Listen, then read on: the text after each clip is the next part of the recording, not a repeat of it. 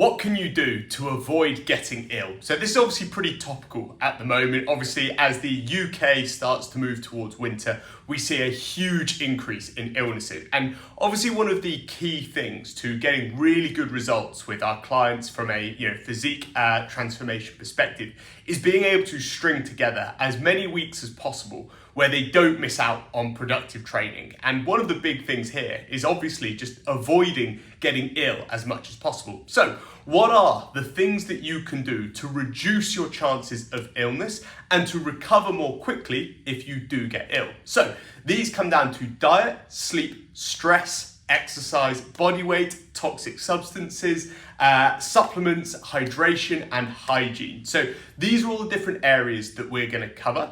So let's dive straight into this. From a diet perspective, now this is one of the most important things when it comes to boosting your immune system.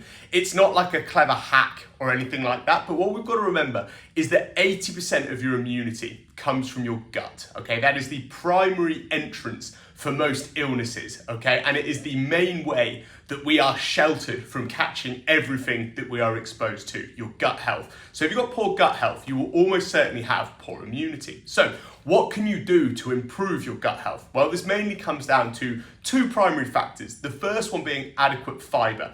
Fiber is basically what the good bacteria in your digestive tract, amongst other functions that it provides, breeds upon. Okay, so we need adequate fiber in order to provide plenty of healthy bacteria, which are going to help us with our immunity, essentially. The second thing we need to do is make sure we've got plenty of variety in our diet. So most of us do not eat enough fruit and veg, all right? Technically speaking, up to like half of your plate, if we go off, one of those really basic food plate split sort of tactics, should be fruit and vegetables. Now, this can be hard to achieve if you're really pushing in like the protein, the carbohydrates, seeking sort of build muscle, whatever. But every meal that you eat should contain fruits and veggies, or fruits or veggies.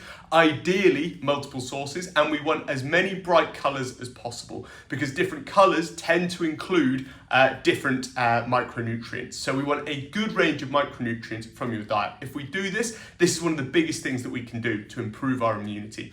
The second thing is our sleep, and this is quite tied in with our stress. Okay, so this is two factors that will both impact your immunity. The more sleep you get, the more time your body is able to spend recovering, and your immune system will always be stronger. So what we see is a really big correlation, likely a causative correlation, meaning that reduced sleep causes weakened immunity. We see a massive correlation between the two. So getting enough sleep is a real priority, and this is something that we ask people to prioritize if they are feeling like they're coming down with something. If someone's like, oh, I've got a bit of a sniffle, one of the first things we do is like, right, make sure you are on top with your sleep. That's going to give your body the best chance of fighting off an illness or an infection by itself.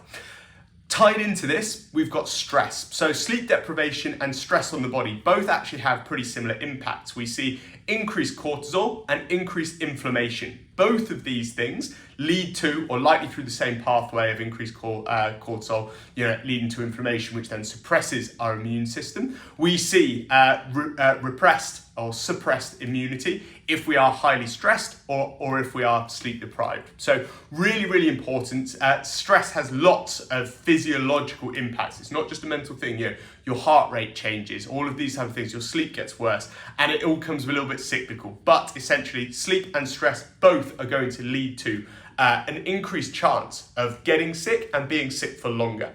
Next up, we have exercise. Now, this is a really interesting one. So what we see is that moderate exercise, or people that exercise consistently, are going to get ill less often than those that don't. However, if you are already ill, it's really important that you approach exercise with the correct perspective. Okay, so what we always recommend to our clients is that if you are just a little bit ill, like you've got a little bit of a sore throat, which is pretty common in the UK winter, I would usually say, look, it's okay to train if you feel okay within yourself, all right? However, if you have more systemic symptoms, so you've got like a fever, you're really fatigued, you've got, you're throwing up, diarrhea, go nowhere near the gym. By training too early, okay, if you are currently still ill or just starting to recover, again, hard training can suppress our immunity. So when we say sort of like exercise boosting our immunity, a lot of the time if you're already ill, we're talking about going for a nice walk outside. We're not talking about absolutely crushing leg day.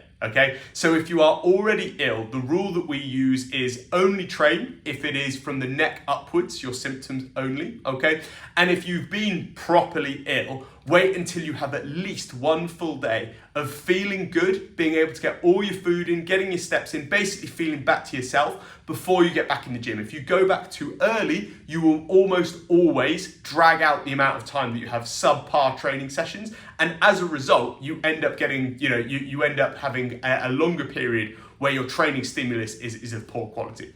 Next up, we have body weight. So this is quite an interesting one. Essentially, what we need to look at here is the higher your body weight, or specifically, the more fat tissue you have, the more likely you are to have a repressed immune system. So essentially, body fat is in and of itself, it is inflammatory. So it essentially suppresses our immune system. So the more overweight you are from a body fat perspective, not a muscle mass perspective, the more likely you are to get ill and stay ill for longer. With that being said, we need to be really sensible with what we're doing whilst we're in a dieting phase. So losing body fat and being leaner is good for your immune system. Being in a great big calorie deficit whilst you're ill is going to make you a little bit slower to fight off that infection, and it also makes you more likely to get ill. So a lot of people towards the end of like a bodybuilding prep, they're more likely to come down with colds and sniffles because their immune system is suppressed. Okay, so being lean is good for your immune system. Being too lean or being in a huge deficit, not particularly good for your immune system. So what we will typically recommend is whilst someone is fighting something off, we'll often bring their calories up to maintenance, just to basically give them the best chance of fighting that off by themselves.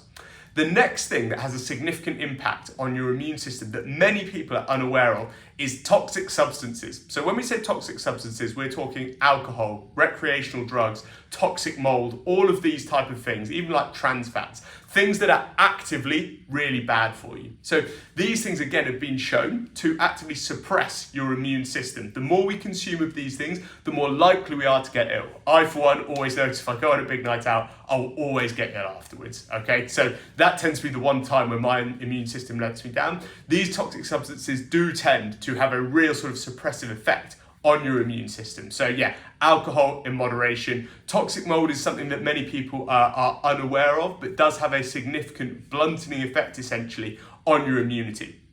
Next up, we have supplementation, which is no doubt the thing that everyone here is most interested in. And what I would say is that this list is somewhat in order, okay? So the things at the top, your diet, sleep, stress, exercise, all those make the most difference, okay? Now, you'll notice that, supplementation fits into diet. So if your diet is on point, you won't need to supplement too much, but there are things you can do. So technically speaking, zinc, magnesium, and then vitamins A and B, specifically B6 and B12, I believe, and then C, E, and D. All of those micronutrients, so minerals and vitamins, all of those have a positive impact on immunity. Now, whether or not you will actually get a benefit from supplementing them depends very much on your diet, okay? If your diet is on point, you're likely to only be deficient in one or two of these. Obviously, we always recommend that people supplement with vitamin D. A lot of people are deficient in magnesium, so this can be worth supplementing with as well. So essentially, one of the questions we're asked is, should I take a multivitamin? And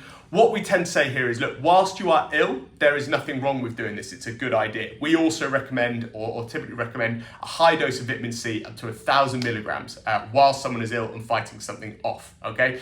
You don't necessarily need to do both of these two things the rest of the time, however. And the reason being is it is very, very easy to overconsume antioxidants through supplementation, particularly things like vitamin C, which every sort of supplement tends to include in it, okay?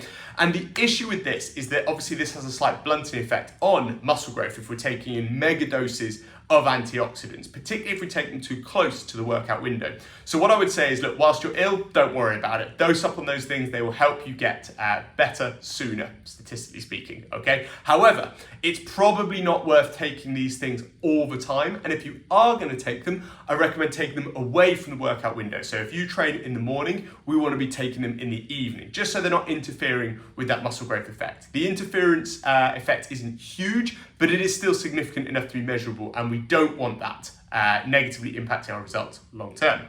And then the next one is going to be hydration. Now, there's a reason that everyone always tells you to drink plenty of water if you're trying to fight off a cold. And the reason for this being is that the mucous membranes around our sort of like nasal passages, these need to be really well hydrated. If they are dried out because you are dehydrated, you tend to see much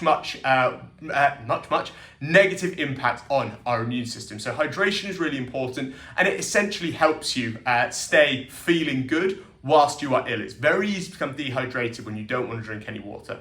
And then the final, and to be honest, this could well be higher up the list in terms of sort of like looking after yourself from the perspective of not getting ill, is hygiene. And the biggest tip I could give everyone here is that assume that everyone you know is carrying a horrible disease all the time, particularly at the gym, okay? So always wash your hands after going to the gym. Gyms are filthy. I think I saw one statement that was like 100 times more bacteria on a dumbbell than a public toilet seat, which is pretty rank because you'll see people at the gym like working out and then biting their nails in between. Like if you do this, you either have the best immune system in the world or you're going to get really ill all the time and then wonder why, okay? So always wash your hands after going to the gym. Do not put your fingers anywhere near your mouth after being in a public place. Wash your hands really thoroughly. That makes a massive difference. And assume that everyone, particularly at the gym, is carrying some kind of illness, and you won't go too far wrong, okay? Always wash your hands. So these are the main things that we can do. None of them are particularly, hacks. Obviously the supplementation are the easy things that require, nothing to change, but they don't make as big a difference as all of the stuff at the top, okay? Plenty of variety and fiber in your diet. Look after your sleep and stress. Get regular exercise outside, gentle walking. Obviously, you guys watching this are almost certainly engaged in weight training. Body weight, again, most of you watching this are probably going to be actively not trying to be hugely overweight. Avoiding toxic substances, so alcohol, recreational drugs, toxic mold, everything like this that is not going to be particularly good for you, will suppress your immunity. Supplement smartly, particularly whilst you are in a period where you're likely to get ill. If other people are in your family, dose up on that vitamin C. Make sure you've got the other ones in there as well. Drink plenty of water and make sure that you practice good hygiene.